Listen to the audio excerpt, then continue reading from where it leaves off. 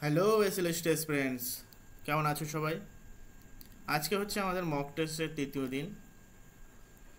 আজকের mock number 3। চলো আমরা শুরু করি আজকের মক। যারা যারা মকটা দিয়েছো তাদের সবাইকে স্বাগত। যারা যারা অনেক কোশ্চেন করতে পেরেছো বা যারা অনেক প্রশ্ন করতে পারোনি তাদের জন্য এই সলিউশন ভিডিও। তোমরা প্রত্যেককে সলিউশন ভিডিওটা দেখো। তো চলো শুরু করা যাক ক্লাসটা। আজকের মকের প্রথম যে প্রশ্নটা ছিল সেটা ছিল একটি তরুণ বনাম সময়ের একটা লেখচিত্র দেওয়া আছে।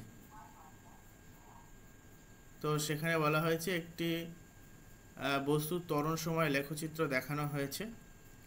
বস্তুটি স্থির অবস্থা থেকে, অর্থাৎ যখন টি ইজ ইকুয়াল টু 0, তাহলে এই অক্ষটা আমার হচ্ছে টি আর এইটা হচ্ছে আমার এ।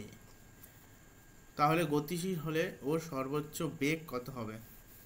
আমরা জানি কি ত্বরণ সময় লেখচিত্রের ক্ষেত্রফল সেটা আমাকে দেয় হচ্ছে ভেলোসিটি। অর্থাৎ যদি আমি ইন্টিগ্রেশন অফ এ ডিটি করি তাহলে কিন্তু আমি পাই ডেল ভি। কী করে? এ মানে হচ্ছে ডিভি ডিটি, ধরো ডেল ভি বা ডিভি ডিটি, ডিভি ডিটি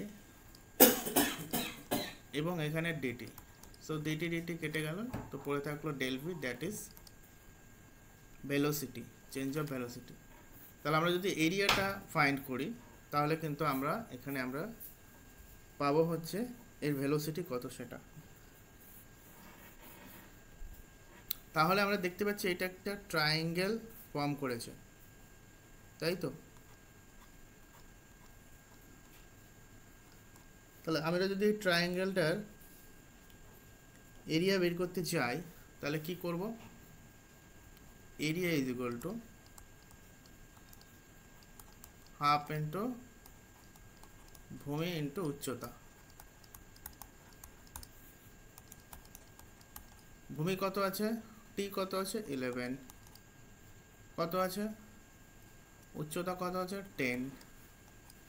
তাহলে 555 মিটার সেকেন্ড ইনভার্স। এটা ডিভি লিখতে পারো বা ডেল ভি লিখতে পারো, as you like. So ultimately আমরা ডেল ভি পাই। সো আমরা যদি ত্বরণ সময় লেখচিত্রের এরিয়া ফাইন্ড করি তাহলে সেটা কিন্তু আমাকে দেয় ভেলোসিটি। বোঝা গেল? তাহলে তার সর্বোচ্চ বেগ কত হবে? তাহলে পরিবর্তন ডেল ভির ভ্যালু কত হবে? 55। এবং যেহেতু 0 থেকে চলা শুরু করেছে, অর্থাৎ যখন ইনিশিয়াল ভেলোসিটি কত ছিল? 0। ইনিশিয়াল ভেলোসিটি 0 এবং ডেল ভি বলেছে 55, তাহলে ফাইনাল ভেলোসিটি কিন্তু 55। বোঝা গেছে? নেক্সট কোশ্চেনটা দেখো কি ছিল। বলেছে mod of a vector plus B vector is equal to mod of a vector plus B vector হয়, তাহলে এ ভেক্টর এবং বি ভেক্টরের মধ্যবর্তী কোণের মান কত?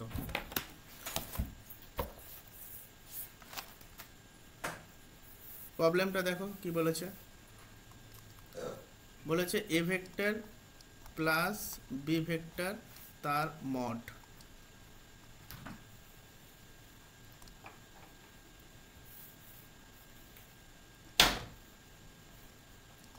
তাহলে এর মড কি হবে?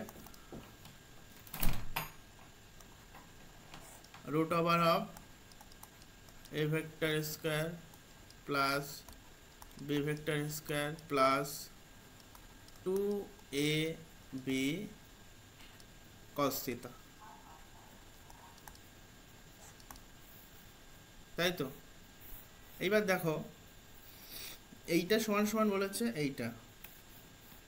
তাহলে আমি যদি এটাকে এইভাবে ভাবি, A vector plus B vector তার মড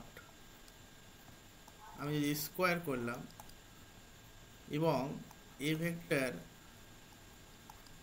প্লাস বি ভেক্টর এইটাকেও আমি স্কোয়ার করলাম, তাহলে কি দাঁড়াবে?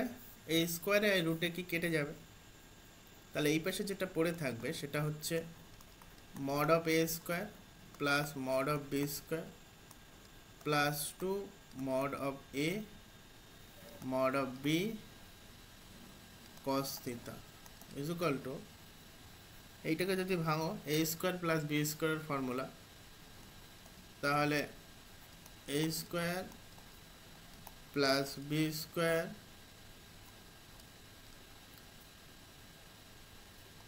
প্লাস 2 এ বি, তাহলে এইটা এটা কেটে গেল, এ বি কেটে গেল, 2ab কেটে গেল, তাহলে cos থিটা পড়ে রইল কত? 1। তাহলে cos থিটার মান কখন অন হয়? তাহলে থিটা ইজ ইকুয়াল টু কি হবে? 0 ডিগ্রি। cos থিটার মান কখন হয়? তাহলে cos theta is equal two আমরা লিখতে পারি cos 0 ডিগ্রি। তো theta is equal to 0 degree. বোঝা গেছে? একদম সোজা অঙ্ক ছিল। নেক্সট পরের প্রবলেমটা কি ছিল? পরের প্রবলেমটা ছিল যে যদি এইটা একটা কি a vector is equal to x plus 3y i cap plus y minus 2z j cap plus x plus a z k cap ভেক্টরটি সলিনয়েডাল হয়, তবে এর ভেক্টরের মান কত? আমরা ভেক্টর চ্যাপ্টারে পড়েছি যদি সলিনয়েডাল হতে হয় তাহলে কি হতে হবে? তাহলে তাদের ডাইভারজেন্স কিন্তু শূন্য হতে হবে, তবেই কিন্তু ভেক্টরটি সলিনয়েডাল হবে। তাহলে আমি ডাইভারজেন্স কি করে বের করি? অর্থাৎ divergence if divergence of a vector is become 0 then it is solenoidal, তাই তো? সো তাহলে আমরা বলতে পারি ডাইভারজেন্স অর্থাৎ del del x i cap plus del del f j cap plus del del of z of k cap dot product with a vector that is x plus 3y I cap plus y minus 2z j cap plus x plus az k cap. So now এখন যদি আমরা dot product করি তাহলে আমরা কি পাবো? Del del x of x plus 3y plus del del of y minus 2z plus del del of z x plus az equal to 0, তাই তো? তাহলে এখানে x এর সাপেক্ষে পার্শিয়াল ডেরিভেটিভ করো, কত দাঁড়াবে? 1 প্লাস y এর সাপেক্ষে 1 প্লাস z এর সাপেক্ষে a is equal to 0. So a is equal to এদিকে প্লাস 2 এদিকে আসলে minus 2, that is a becomes minus 2. তাহলে ফাইনাল অ্যান্সার কোনটা হবে? মাইনাস 2। খুব সহজ একটা অঙ্ক ছিল, খুব সহজ প্রবলেম। নেক্সট বলেছে দুটি সম-আয়তন কিন্তু পৃথক ভরের দুটি গোলাকৃতিক বস্তুকে একটি নির্দিষ্ট উচ্চতা থেকে একসঙ্গে ফেলে দেওয়া হলো। বায়ুর বাধাজনিত বল উভয় ক্ষেত্রে সমান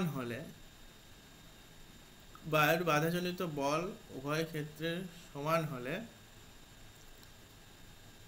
গোলক দুটি একসঙ্গে ভূমি স্পর্শ করবে। ভারী গোলকটি আগে ভূমি স্পর্শ করবে, হালকা গোলকটি আগে ভূমি স্পর্শ করবে। কোন বস্তুটি আগে ভূমি স্পর্শ তা বলা সম্ভব নয়। আচ্ছা দেখো, যদি হতো যে বায়ু শূন্য স্থান এমটি টিউবের মধ্যে যদি হতো তাহলে আমরা বলতে পারতাম যে একটা ভারী বস্তু এবং একটা হালকা বস্তু একই সঙ্গে পড়বে, কিন্তু এটা তো ওপেনলি এবং বায়ুর বাধাজনিত বল আছে এবং সেটা কিন্তু কাজও করছে। এইবার যে ক্ষেত্রে আমাকে ভাবতে হবে, তাহলে উপর থেকে আমি একটা বস্তুকে ফেলে দেব, তাহলে এর নিচে আসার জন্য যে বলটা কাজ করবে সেটা হচ্ছে এম ইন্টু জি। এবার বলেছে আয়তন সমান, আয়তন হচ্ছে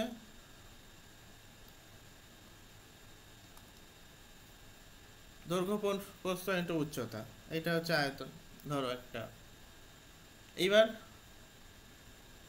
বস্তুটির ভর কিন্তু ডিফারেন্স, তাহলে নর্মালি এমজি আর ধরো একটা এমজি M1 M2, এটা M2, ধরো M1টার ভর বেশি, তাহলে এখানে কিন্তু ফোর্সটাও কিন্তু বেশি হবে, এবং force is equal to MA।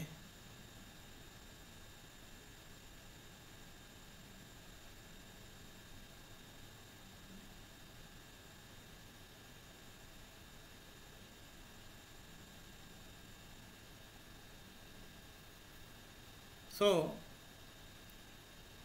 M এর মান যখন বাড়বে তখন কিন্তু এই যে বল, আকর্ষণ বল, এটার মানও কিন্তু তখন বাড়বে। বোঝা গেছে?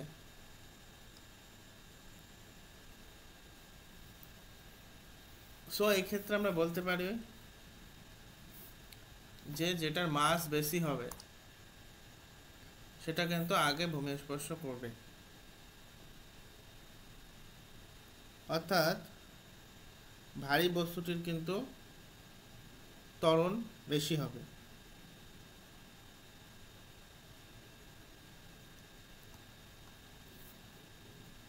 তাহলে এটা এমজি, যেহেতু মাস জি তো এখানে ফিক্সড,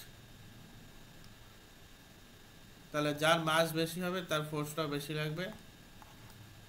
সো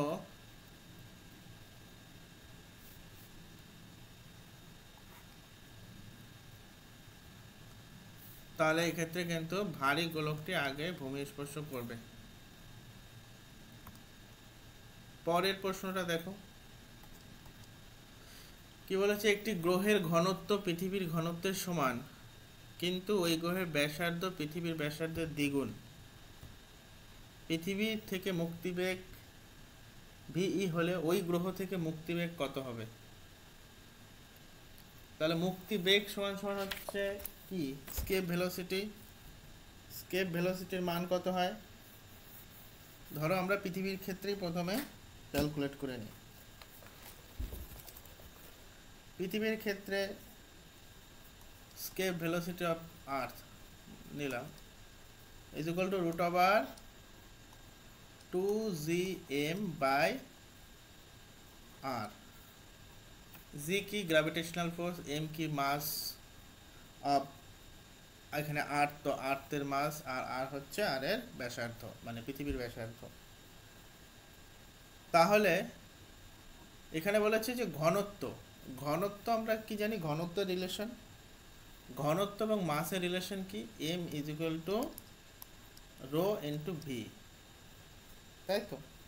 আমি মনে করলাম যে পৃথিবীর গোল, যেহেতু পৃথিবী তো গোল, তাহলে তার ভি হবে 4/3 পাই আর কিউ, এই তো। তাহলে যদি আমি এই ভ্যালুটা এখানে পুট করি তাহলে কি দাঁড়াবে, 2g/r ইন্টু রো 4/3 পাই আর কিউ।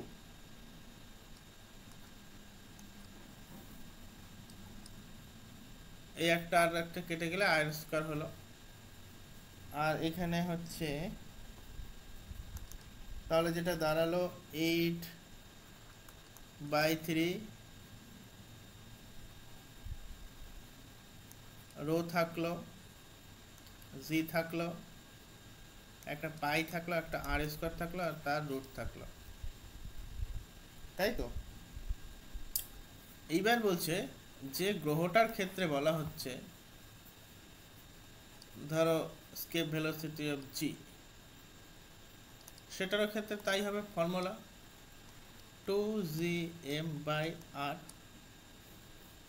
এবং সেটারও ক্ষেত্রে আমরা যদি মাসকে ঘনত্ব দিয়ে রিপ্লেস করি তাহলে এই ফর্মুলাটা হবে।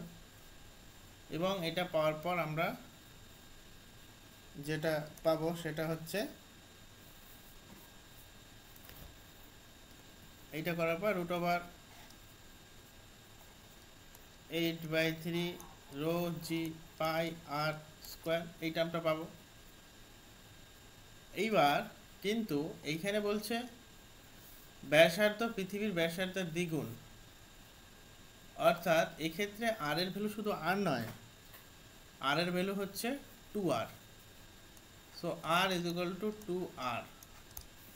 তাহলে আমরা যদি এখানে বসাই r is equal two 2r, তাহলে 8/3 রো জি পাই 2r তার স্কোয়ার হবে। এবার এই 2r কে স্কোয়ার করলে হবে কত? 4।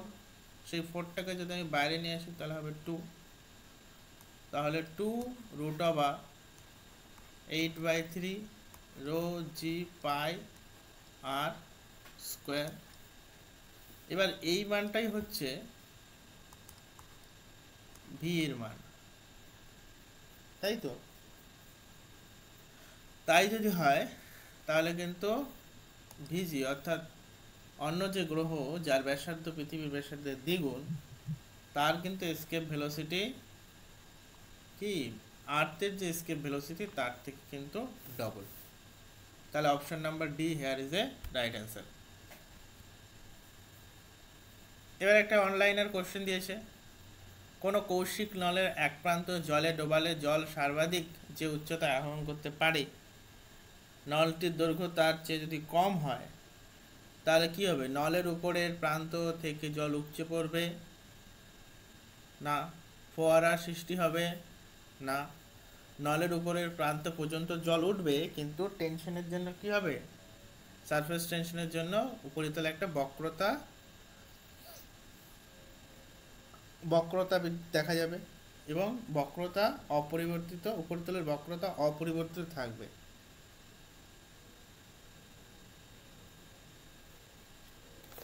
তাই তো?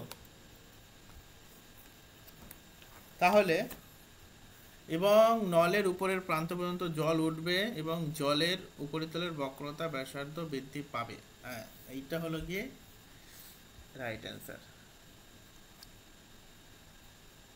যেহেতু হাইট যতটা পর্যন্ত জল উঠতে পারে তার থেকে কম, তাহলে সেক্ষেত্রে দেওয়ালে পরে জল তো একদম নল পর্যন্ত উঠবেই, প্লাস উপরে তলে কিছুটা সারফেস টেনশনের জন্য জলটা উপচে পড়বে না কিন্তু কিছুটা বেরিয়ে থাকবে, অর্থাৎ বক্রতা ব্যাসার্ধ বৃদ্ধি পাবে। নেক্সট বলেছে দুটি স্প্রিং এর বল ধ্রুবকের মান k1 ও k2 একটি স্প্রিং ধ্রুবকের এক প্রান্তের সঙ্গে অন্যটির এক প্রান্ত যুক্ত করে ব্যবহার করলে সম্মিলিত স্প্রিং এর বল ধ্রুবক কত হবে? ধরো স্প্রিং এর প্রবলেম যারা করেছো তারা কিন্তু এটা ইজিলি ধরতে পারবে। এটা একটা স্প্রিং, তার সঙ্গে একটা স্প্রিং যদি আমরা সিরিজে কানেক্ট করি তাহলে কিন্তু এটা রেজিস্ট্যান্সের অপোজিট টাইপের একটা কিছু হয়। মানে ধরো এর বল ধ্রুবকের মান k1 এর k2, তাহলে এদের তুল্য বল ধ্রুবক হবে বা ইকুইভ্যালেন্ট স্প্রিং কনস্ট্যান্ট হবে, তুল্য বল ধ্রুবক এটা কিন্তু হবে 1/k effective is equal to 1/k1 plus 1/k2। তাহলে k1 k2, তাহলে এখানে k1 plus k2 বা k2 plus k1, তাহলে 1/k effective, so এখানে k effective is equal to k1 k2 by k1 plus k2। তাহলে option number 4 here is the right answer। 8 number প্রবলেমটা কি বলেছে? কোনো আদর্শ তরলে সান্দ্রতাঙ্কের মান কি হয়? অসীম, শূন্য, 1 পয়েন্ট, অনির্দিষ্ট।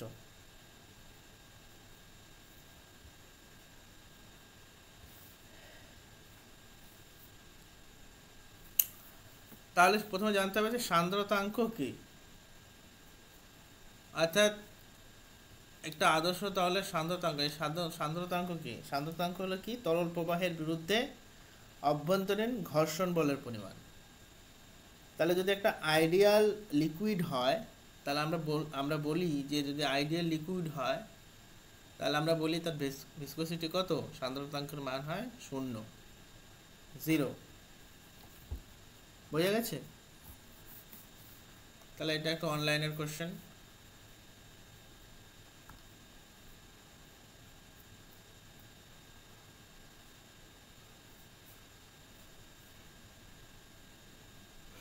বলেছে বাস্তব গ্যাস আদর্শ গ্যাসের মতো আচরণ করে নিম্ন উচ্চতায়, নিম্ন উষ্ণতা নিম্ন ঘনত্বে, বি নাম্বার উচ্চ উষ্ণতা উচ্চ ঘনত্বে, নিম্ন উচ্চতা উচ্চ ঘনত্বে, উচ্চ উচ্চতা নিম্ন ঘনত্বে। তাহলে এটা কি হবে?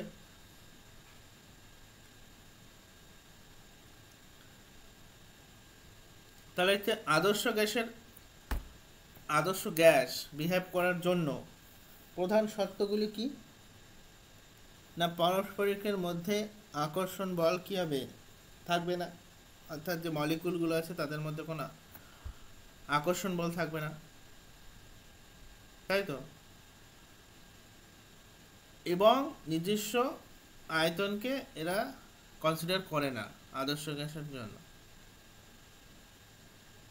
তাহলে এই দুটো শর্ত পূরণের জন্য যেটা দরকার সেটা হচ্ছে একটা উচ্চ উষ্ণতা, যেখানে হাই ফ্লেমে বা উচ্চ উষ্ণতা হাই হিটে কি হয়?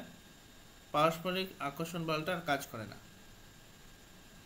এবং নিম্ন চাপে, কিন্তু এখানে তো নিম্ন চাপ বলে কিছু নেই, এখানে নিম্ন ঘনত্বে, অর্থাৎ নিম্ন চাপ মানে হচ্ছে নিম্ন ঘনত্বে। তাহলে উচ্চ উষ্ণতা এবং নিম্ন ঘনত্বে কিন্তু একটা বাস্তব গ্যাস আদর্শ গ্যাসের মতো কাজ করে। অনলাইনের কোশ্চেন। এবার হচ্ছে কোনো বস্তুর আপেক্ষিক তাপ বেশি হওয়ার জন্য বস্তুটি তাড়াতাড়ি গরম বা ঠান্ডা হয়, দ্রুত গরম হয়, ধীরে ধীরে ঠান্ডা হয়, ধীরে ধীরে গরম বা ঠান্ডা হয়, ধীরে ধীরে গরম হয় কিন্তু দ্রুত ঠান্ডা হয়।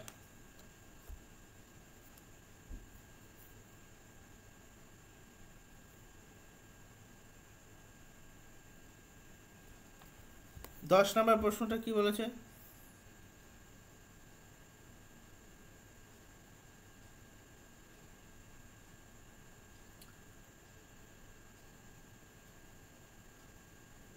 ধীরে ধীরে গরম বা ঠান্ডা হয়। আপেক্ষিক তাপ বলতে কি বোঝো? আপেক্ষিক তাপ কি? আপেক্ষিক তাপ হচ্ছে মানে কোনো একটি একক ভরের পদার্থের যদি আমরা 1 ডিগ্রি তাপমাত্রা বাড়াতে চাই, তাহলে যে তাপমাত্রাটার প্রয়োজন হয় সেটাকে আমরা বলি আপেক্ষিক তাপ। এইবার যে বস্তুর আপেক্ষিক তাপ যত বেশি, তাকে কিন্তু তাপমাত্রা পরিবর্তন করার জন্য বেশি তাপের প্রয়োজন হয়। অর্থাৎ যে বস্তুটা এরকম কোয়ালিটির হবে সে কিন্তু আস্তে আস্তে গরম হবে, কারণ কি তার 1 ডিগ্রি তাপমাত্রা চেঞ্জ করার জন্য অনেক বেশি তাপের প্রয়োজন হয়, যার জন্য তার আপেক্ষিকতা কি বেশি। এবার যে খুব আস্তে আস্তে গরম হবে সে কিন্তু আস্তে আস্তে ঠান্ডাও হবে। যে মানে অনেকটা সময় ধরে গরম হবে সে কিন্তু অনেকটা সময় ধরে ঠান্ডা হয়। তাহলে এখানে কিন্তু অপশন নাম্বার হচ্ছে ধীরে ধীরে গরম বা ধীরে ধীরে ঠান্ডা হয়। বোঝা গেছে? পরের নিউমেরিক্যাল একটা কোশ্চেন দেখো, যে বলেছে 720 ন্যানোমিটার তরঙ্গদৈর্ঘ্যের আলোকরশ্মি 1.5 প্রতিসরাঙ্ক কাঁচ মাধ্যমে প্রবেশ করলে কাঁচ মাধ্যমের ওই আলোকরশ্মির তরঙ্গ দৈর্ঘ্য কত হবে? এবার দেখো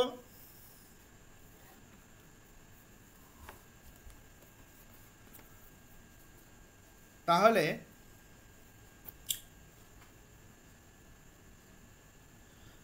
প্রতিসরাঙ্ক সমান সমান আমরা কি জানি?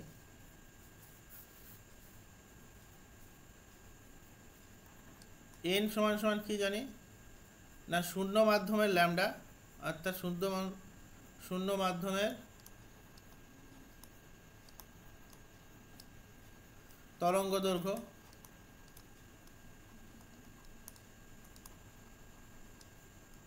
বাই হচ্ছে যে মাধ্যমটার মধ্য দিয়ে পাস হচ্ছে সেই মাধ্যমের তরঙ্গ দৈর্ঘ্য।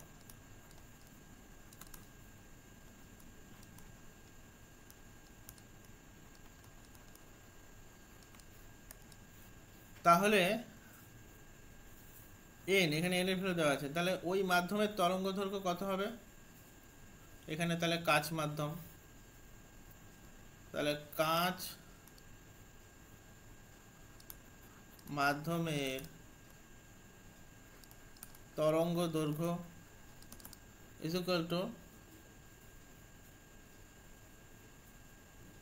শূন্য মাধ্যমের তরঙ্গ দৈর্ঘ্য বাই এন।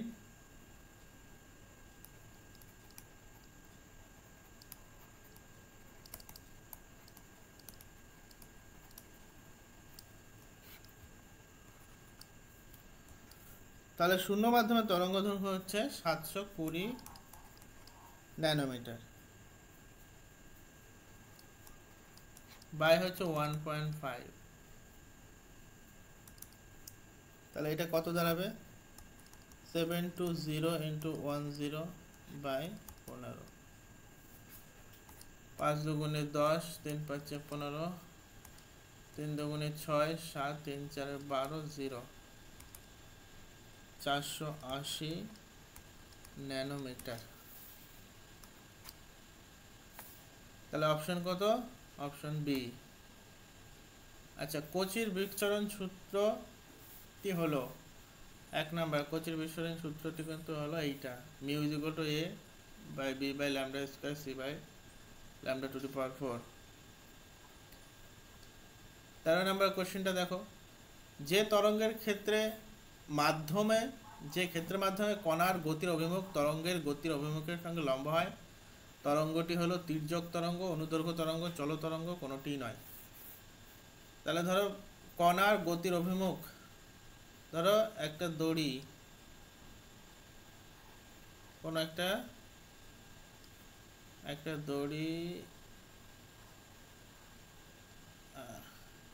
একটা রডের সঙ্গে এখানে বাঁধা আছে, এবার তুমি এইটাকে আপ ডাউন করলে, তাহলে এই দড়ির এই কণাগুলো কি হবে?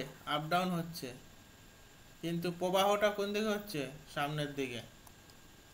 তাই বলেছে কণার গতির অভিমুখ এবং তরঙ্গের গতির অভিমুখের সঙ্গে লম্ব, মানে কণাটা এইভাবে যাচ্ছে আর তরঙ্গটা প্রবাহিত হচ্ছে এইভাবে, তাহলে এর সঙ্গে লম্বভাবে, তাহলে এইরকম টাইপের তরঙ্গকে কি বলা হয়?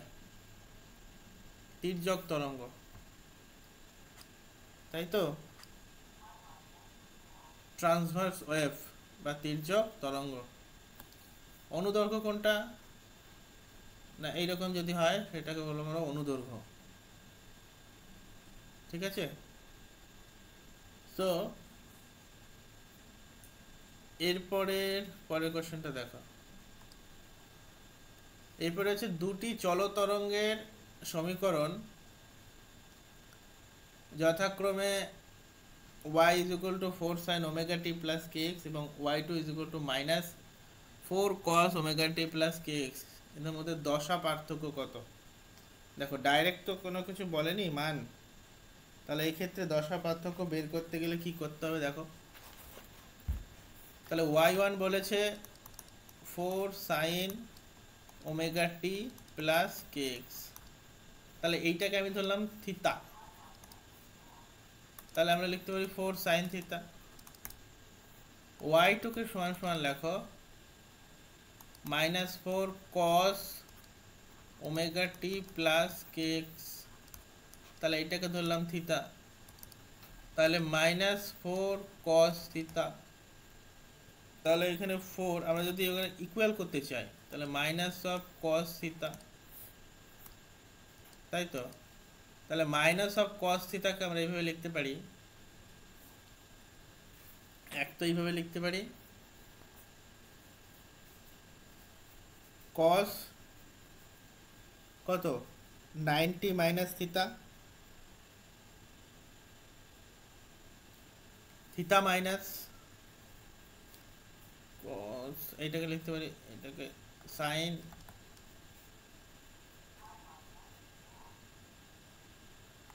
theta minus pi by 2 or 4 sin theta plus 3 pi by 2। তাহলে এখানে যদি আমরা ম্যাচ করতে চাই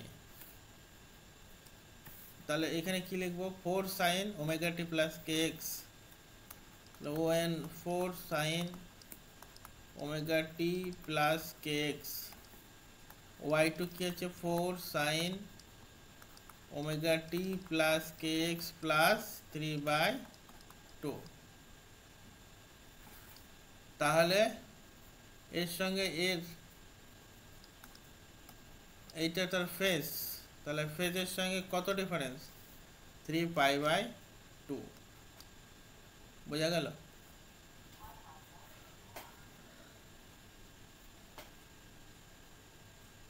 আর এখানে দেখো minus pi by 2, minus pi by 2 অপশনের মধ্যে নেই, যার জন্য রাইট অপশন কিন্তু 3 পাই বাই 2। পরের প্রশ্নটা দেখো, বলেছে ইয়ং এর দ্বিরেখাছিদ্র পরীক্ষায় একটি রেখাছিদ্রকে কালো কাগজ দিয়ে ঢেকে দিলে ব্যতিচারের অপশন বলেছে ব্যতিচার নকশা অদৃশ্য হয়ে যাবে, ব্যতিচার পটি প্রস্থ কমে যাবে, ব্যতিচার ঝালরে উজ্জ্বল পটির তীব্রতা কমে যাবে, ব্যতিচার পটি প্রস্থ বেড়ে যাবে। আচ্ছা, ইয়ং এর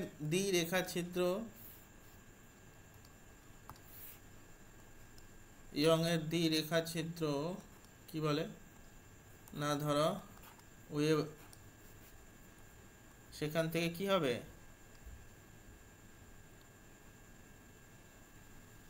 এই ডিফ্রাকশন বা ব্যতিচারগুলো তৈরি হবে এবং এই একটা অপরকে ক্রস করবে।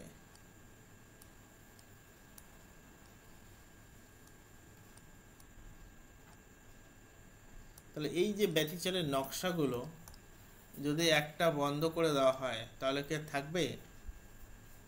তখন তো এরকম সিম্পল অন টাইপ অফ বেরোতে থাকবে, তাহলে এই নকশাটা কি হয়ে যাবে? অদৃশ্য হয়ে যাবে। মানে এই অপশনটা ঠিক। বোঝা গেছে?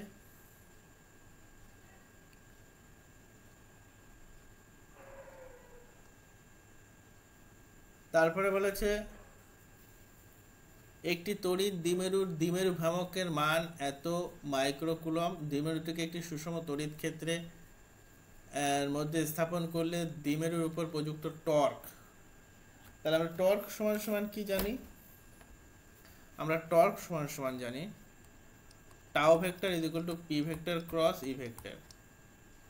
তাহলে এখানে পি ভেক্টর কত আছে? পি ভেক্টর আছে 2i cap plus 3j cap minus k cap microcoulomb, মানে হচ্ছে 10 two the power minus 6 coulomb. E vector কত আছে? 3i cap plus 2j cap into 10 two the power 5 coulomb. এবার এটাকে যদি আমরা ক্রস প্রোডাক্ট করি তাহলে কি দাঁড়াবে? তাহলে i j k, তাহলে এখানে 10 two the power minus 6 into 10 two the power 5 into I J K. I কত? 2 3 মাইনাস 1। এখানে কত হবে? 3 2 0। তাহলে এটা করলে কত হবে? 10 টু দি পাওয়ার মাইনাস 1। এটা করলে কত হবে? আই ভেক্টর 0 মাইনাস মাইনাসে plus 2 minus J vector 2 minus মাইনাসে প্লাস 3, সরি 2 0 0 মাইনাস মাইনাসে প্লাস 3 প্লাস কে ক্যাপ 4 মাইনাস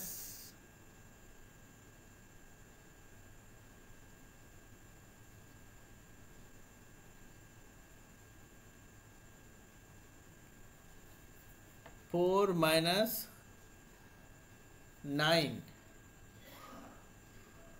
তাই তো 2 3 1 3 2 0, তাহলে 2 2 4 মাইনাস 3 3 9, সরি 9 কে ক্যাপ।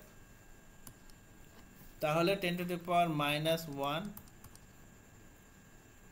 আর হচ্ছে into 2i cap minus 3j cap plus minus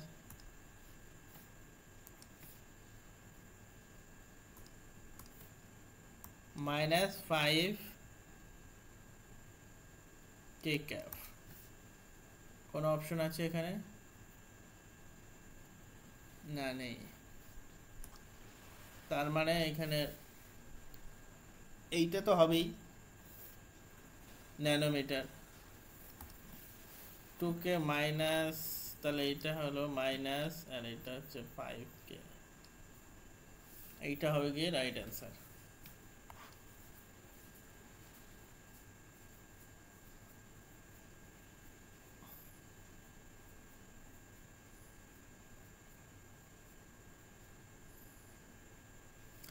next পরের প্রশ্নটা দেখো কি বলছে। কোনো একটি পরিবাহের মধ্যে দিয়ে তড়িৎ প্রবাহের বেগ কি হয়?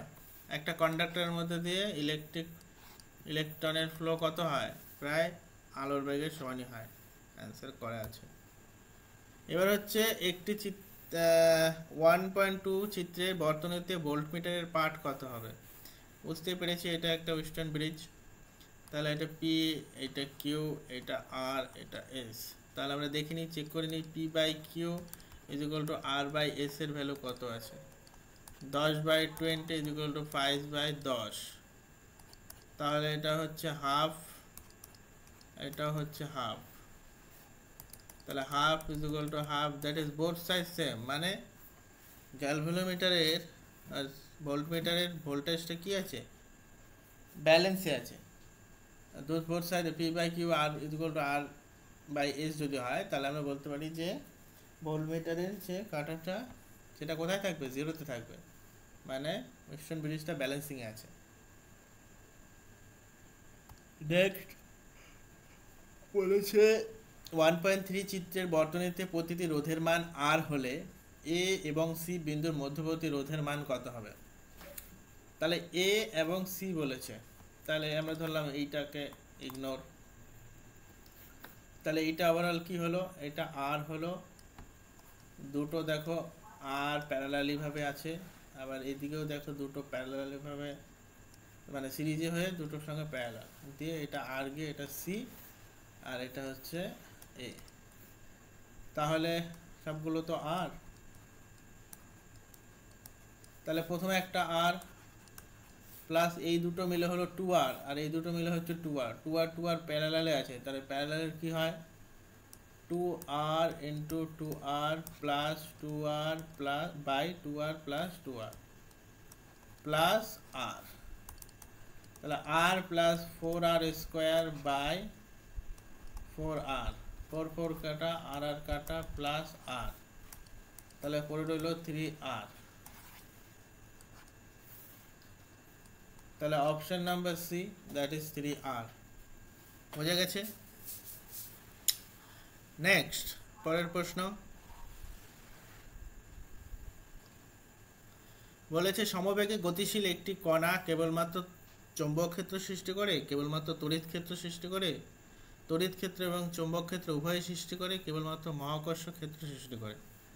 একটি গতিশীল আহিত কণা, গতিশীল কণা মানে একটা মুভিং, ধরো ইলেকট্রন মুভ করছে, ধরো ইলেকট্রন নেগেটিভলি চার্জ একটা পার্টিকেল মুভ করছে। তাহলে যখন মুভ করবে, ইলেকট্রন যখন মুভ করবে তখন কি হবে? কারেন্ট ফ্লো হবে। ইলেকট্রন যেদিকে যাবে কারেন্ট তার অপোজিটে ফ্লো করবে। এবং যদি কারেন্ট ফ্লো করে তাহলে কারেন্টের ফ্লোর চারপাশে একটা কি হবে? ম্যাগনেটিক ফিল্ড তৈরি হবে, তাই তো? তাহলে আমরা বলতে পারি যে যদি একটা সমবেগে গতিশীল আহিত কণা যায়, তাহলে তার উভয় পাশে তড়িৎ ক্ষেত্র এবং চৌম্বক ক্ষেত্র উভয়ই সৃষ্টি হবে। বোঝা গেছে? বলছে নিচের কোন চৌম্বক ধর্মটি সব পদার্থের মধ্যেই দেখা যায়? কোন চৌম্বক? পরামৈদ্যুতিক পরাচৌম্বক হচ্ছে ফেরোম্যাগনেটিক, যেটা হচ্ছে তোমার ম্যাগনেটিক প্রপার্টি যারা আছে, অচুম্বক যাদের মধ্যে ম্যাগনেটিক প্রপার্টি নেই। তিরস্চম্বক কোনটাকে বলে না, ইলেকট্রনগুলো এই কক্ষপথে মুভমেন্ট করার জন্য যে একটা ম্যাগনেটিক ফিল্ড ক্রিয়েট হয় সেটাকে বলবো আমরা তিরস্চম্বক। তাহলে যেহেতু ইলেকট্রন সব কিছুর মধ্যেই আছে এবং ইলেকট্রনগুলো মুভমেন্টও করছে, তার ফলে একটা ম্যাগনেটিক ফিল্ডও তৈরি হচ্ছে, তাহলে সেক্ষেত্রে কিন্তু তিরস্চম্বক কিন্তু সমস্ত কিছুর মধ্যেই দেখা যাবে। এবার বলছে একটি এসি জেনারেটরের কয়েলের পাক সংখ্যা n, ক্ষেত্রফল a, কয়েলটিকে বি চৌম্বক ক্ষেত্রে মিউ কৌণিক বেগে ঘোরানো হলে আবিষ্ট তড়িৎচালক বলের সর্বোচ্চ মান কত? তাহলে আবিষ্ট তড়িৎচালক বলের মান কত? মান হচ্ছে N A B omega sine omega T. এবার এই ওমেগা টি এর হাইয়েস্ট ভ্যালু কত হতে পারে? 1 হতে পারে, যে ম্যাক্সিমাম ভ্যালু 1 দিলাম। তাহলে ম্যাক্সিমাম ভ্যালু 1 দিলে পরে কি পড়ে থাকলো? আবিষ্ট তড়িৎচালকের সর্বোচ্চ মান পড়ে থাকবে এন এ বি ওমেগা। তাহলে এটা হচ্ছে রাইট অ্যান্সার। এবার বলছে ক্যাথোড রশ্মির কণা ধর্ম আছে, এটি উক্তির সাপেক্ষে জোরালো যুক্তি হলো। জোরালো যুক্তি হলো কি, ক্যাথোড রশ্মির গতিপথে অস্বচ্ছ বস্তু রাখলে ছায়া তৈরি হয়, তার সঙ্গে কণা ধর্মের কিছু নেই। এক্স রে যেমন আছে, ক্যাথোড রশ্মি প্রতিপ্রভা সৃষ্টি করতে পারে, ক্যাথোড রশ্মি শূন্যস্থানে গমন করে, শূন্যস্থানে অনেক কিছুই ওয়েভও শূন্যস্থানে মুভমেন্ট করে। তড়িৎ ক্ষেত্র এবং চৌম্বক ক্ষেত্রের প্রভাবে ক্যাথোড রশ্মির গতিপথের বিচ্যুত ঘটে। এবার ক্যাথোড রশ্মি কি? ক্যাথোড রশ্মি হচ্ছে ইলেকট্রনের স্রোত। ইলেকট্রন কি? Negatively charge particle. তাহলে ইলেকট্রন যদি নেগেটিভলি চার্জ হয় তাহলে সেটা কিন্তু তড়িৎ ক্ষেত্র এবং চৌম্বক ক্ষেত্রে গেলে কিন্তু তার গতিপথের কি হয়? বিচ্ছুরণ ঘটে। আর তা একটা ক্যাথোড রশ্মি আমরা ফিজিক্সে এক্সপেরিমেন্ট দিয়ে দেখেছিলাম যে চৌম্বক ক্ষেত্রে থাকলে এটা বেঁকে যাচ্ছে ক্যাথোড রশ্মি। তাহলে এইটা একমাত্র পসিবল যখন এই রশ্মিটা হচ্ছে, যদি তার হচ্ছে পার্টিকেল নেচার অর্থাৎ কণা ধর্ম থাকে। যদি ওয়েভ পার্ট নেচার হতো তাহলে কিন্তু সেটা এইটাকে ফলো করতো না। ঠিক আছে, যেহেতু পরে ডুয়েলিটি আছে কিন্তু তবুও কণা ধর্মের জন্য কিন্তু এইটা একটা জোরালো যুক্তি। তাহলে এইটা হচ্ছে রাইট অ্যান্সার। এবার বলেছে জেড পারমাণবিক সংখ্যা বিশিষ্ট একটি মৌল বৈশিষ্ট্যপূর্ণ এক্স রশ্মির কে আলফা রেখা নিঃসরণ করে, এই রেখার কম্পাঙ্ক কত? এটা হচ্ছে একটা মজুলাসের সূত্র, সেই ফর্মুলা অনুযায়ী এটা প্রপোর্শনালটা এটা হয়। 25 নম্বর বলেছে যে Ne2210 নিউক্লিয়াসের একটি ফোটন শোষণ করার পর বিঘটিত হয়ে দুটি আলফা নিঃসরণ করে এবং এক্স নিউক্লিয়াসে পরিণত হয়। এক্স হলো কত? Carbon, nitrogen, boron, oxygen. তাহলে Ne কত ছিল? 1022। সেখান থেকে কি বেরিয়েছে? আলফা। তাহলে আলফার ভর সংখ্যা কত? আলফা কণার ভর সংখ্যা হচ্ছে 4, পারমাণবিক সংখ্যা 2। দুটো কণা বেরিয়েছে, মানে টোটাল বেরিয়েছে 8টা, আর এখানে হচ্ছে টোটাল 4টে। তাহলে Ne2210 -8 -4 যেটা পড়ে থাকবে সেটা হচ্ছে 6, আর এটা হচ্ছে 16। তাহলে 6 হলো কার? 6 হচ্ছে কার্বনের 6, আর এদিকে 16। তাহলে রাইট অ্যান্সার হচ্ছে কার্বন। পরেরটা দেখো, অর্ধ পরিবাহিতে তড়িৎ পরিবহন করে কে? ইলেকট্রন, সোলস উভয়ই। পরেরটা দেখো, নিচের কোন কোন ক্ষেত্রে ডায়োড সম্মুখ বয়সে আছে? ডায়োড কখন? ধরো একটা পিএন জাংশন ডায়োড, এইটা হলো পি, এই দিকটা হলো পি পজিটিভ, আর এই দিকটা হচ্ছে negative N, PN diode. P সবসময় কি থাকবে? হাই থাকবে, অ্যান্ড এন থাকবে সবসময় লো, তবেই হলো ফরওয়ার্ড বায়াস, তবেই কিন্তু এইখান দিয়ে কারেন্ট কিন্তু যাবে, এটা হলো ফরওয়ার্ড বায়াস। অর্থাৎ পি সাইড হতে হবে হাই এবং এন সাইড হতে হবে লো। তাহলে এইটার পি সাইড কোনটা? এইটা। এর কত আছে? 10 আছে। এন সাইড কত আছে? 5 আছে। মানে এখানে হাই আছে, এখানে লো আছে, মানে এটা ঠিকঠাক আছে, ফরওয়ার্ড বায়াসে আছে। পরেরটা দেখো, এইটা হচ্ছে পি আর এটা হচ্ছে এন। তাহলে এন আছে 0, তারও থেকে কম আছে হাই যেটা থাকার কথা সেটা আরও কম আছে, তাহলে এটা রিভার্স বায়াসে আছে। এইটা কিসে আছে দেখো, পজিটিভ আছে 0, নেগেটিভ আছে মাইনাস, তার থেকে কম, মানে এইটাও আছে কিন্তু ফরওয়ার্ড বায়াসে। এইটাকে দেখো পজিটিভ আছে 0-তে, অর্থাৎ পি আছে 0-তে, এন আছে প্লাস, উল্টোটায় আছে, তাহলে এটাও কিন্তু রিভার্স বায়াস। তাহলে হচ্ছে 1 and 3 is the right answer. So option number D is the right answer, 1 and 3 that is the right answer. বোঝা গেল? তাহলে আজকের টেস্ট সিরিজে এই কটা কোশ্চেনই ছিল, 27টা। কোশ্চেনগুলো কেমন হয়েছে তোমাদের, তোমরা কত করে পেয়েছো সমস্ত কিন্তু কমেন্ট করে জানাবে, কমেন্টে লিখবে। আর প্রথমত যারা এসছো নতুন চ্যানেলে, এখনও সাবস্ক্রাইব করোনি, সাবস্ক্রাইব করে দাও। মকগুলো ভালো লাগলে একটা লাইক করো, একটা কমেন্ট করো, একজনকে শেয়ার করো, এইটা স্টুডেন্টদের দায়িত্ব। আর কালকে মক নাম্বার 4, যারা যারা আজকের মক দিয়েছো তাদের সবাইকে স্বাগত। কালকের মকটাও তোমরা সবাই দিও, তোমাদের সুবিধার জন্য এগুলো করা। তো ঠিক আছে, তাহলে আজকের মতো সবাইকে টাটা, দেখা হবে কালকে টেস্ট নাম্বার 4-এ। চলো টাটা।